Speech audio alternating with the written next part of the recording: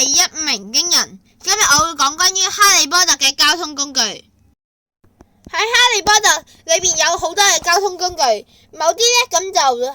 出現過喺電影度嘅，而某啲係冇出現過喺電影度嘅。我哋而家一齊評點呢一啲嘅交通工具啦。第一樣就係我哋最熟悉嘅飛天掃把啦。飛天掃把咁就係喺20世紀以前就俾多位文學家想象及創造出嚟嘅魔法世界嘅交通工具。英國著名嘅小說《哈利波特》作者 J.K. 羅琳亦喺書裏面提及過呢種嘅交通工具。呢一種具有魔法可以飛行嘅掃把，係巫師同埋女巫最常用嘅交通工具，亦成日俾魔法世界用嚟做運動比賽，好似係魁地奇咁樣。飛天掃把一套完整嘅歷史，喺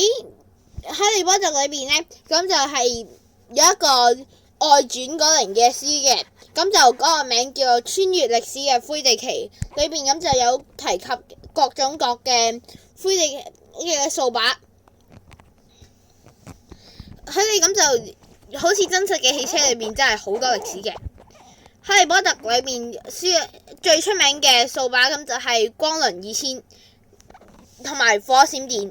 霍格華茲嘅1年級學生原則上係唔可以擁有掃把嘅，不過哈利波特咁就獲得通融啦，咁就令到佢獲得咗一把光輪2000，令到佢可以參加去學院嘅魁地奇比賽。喺裏邊呢，咁就有非常多嘅掃把系列，我哋一齊睇下。第一款就係流星號，係一款非常老舊嘅型號，好多人咁就稱為古董，係霍格華茲飛行課用嘅掃把，即係一種最普通嘅。霍格華茲咁就買嚟做課堂上面教學。銀箭號係一款已經停產咗嘅老式掃把。霍格華茲嘅飛行教練胡奇夫人咁就曾經喺《哈利波特》第3集評點有關火閃電嘅時候，咁就提及咗呢一個嘅銀箭號，講話呢一款嘅銀箭號性能唔錯，堪稱老式掃把裏面嘅火閃電。仲有一個係橡木柄79，一個喺穿越歷史嘅魁地奇裏面提到，但係喺電影同埋書裏面係冇提到嘅。呢一個係由掃把製造師艾利斯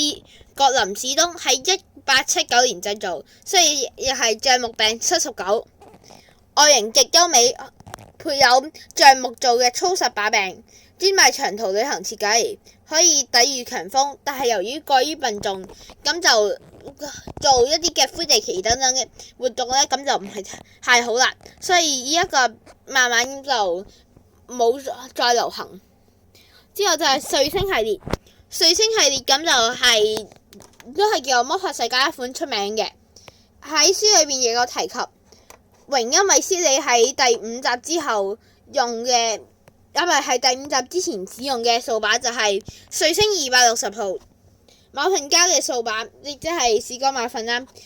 史哥馬份係一個非常有錢嘅人，佢買嘅掃把都係用彗星120號。咁就可以見到，其實呢一個係一個非常普通，而且性能亦係一個非常好嘅掃把。仲有橫掃，橫掃係1926年歐洛頓三兄弟所成立嘅品牌，係由衛斯理雙胞胎同埋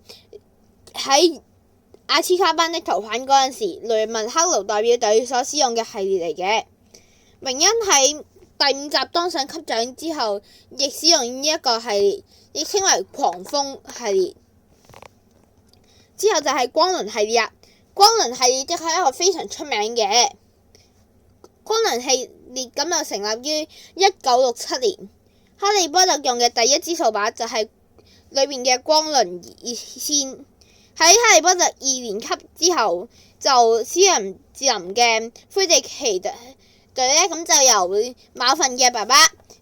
咁就買咗一堆嘅光輪2001系列嘅掃把俾佢哋，所以之後2年級之後，私人智林嘅魁地奇隊用嘅就係光輪2001。之後就係火閃電啦。火閃電呢，咁就得2款掃把，但係亦係非常強嘅，係火閃電同埋至尊火閃電。哈利喺第3集之後咁就使用火閃電。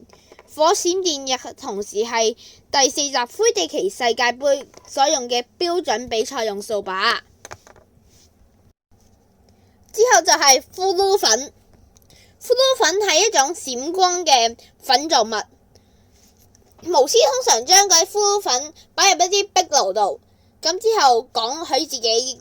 想去嘅地方，咁再踏入嗰一個壁爐裏邊，就會傳送咗去嗰個地方，即係佢想去嘅地方嘅壁爐，係由伊格內塔威史密斯所發明嘅。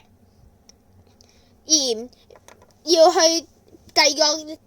嘅壁爐呢，首先你咁就要連入呼嚕網嘅壁爐，咁先可以傳輸。傳輸嘅時候，使用者必須企喺壁爐面前，要清楚講出目的地嘅名。如果講錯咗嘅話，咁就會去咗第二度。呢一個就好似點對點嘅城市軌道交通系統，但係使用者就必須要經過嘔心嘅旋轉過程，咁先可以到達目的地。此外，使用者亦可以將身體嘅任何一個部分伸入呼嚕